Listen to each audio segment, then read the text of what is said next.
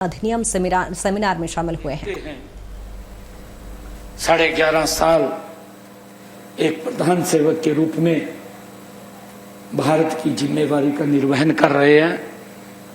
इस छोटे से कार्यकाल में भारत का सम्मान पूरी दुनिया के अंदर गूंज रहा है। यह हमारे लिए गर्व की बात है। आदरणीय प्रधानमंत्री जी ने अभी पिछले दिनों जब उन्होंने एक संकल्प लिया था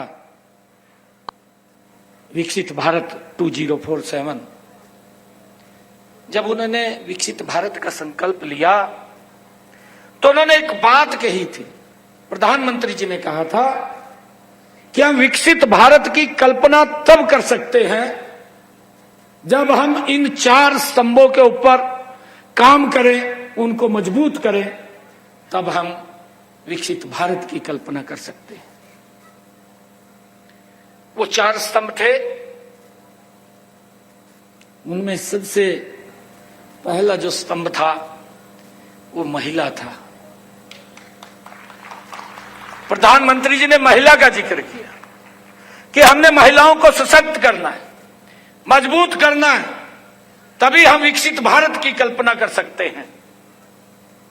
दूसरा उन्होंने कहा किसान को मजबूत करना है। अगर हम किसान को मजबूत नहीं कर पाए तो विकसित भारत नहीं खड़ा होगा। किसान को मजबूत करना, विकसित भारत को मजबूत आगे बढ़ाना। तीसरा उन्होंने कहा इस देश के युवाओं को,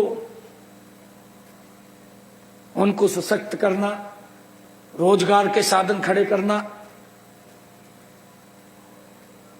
गवर्नमेंट सेक्टर्स की अलग बात होती है, प्राइवेट सेक्टर्स के भी अंदर कई प्रकार के ऐसे काम खड़े हों कि हमारा युवा वो रोजगार मांगने वाला नहीं, रोजगार देने वाला बने।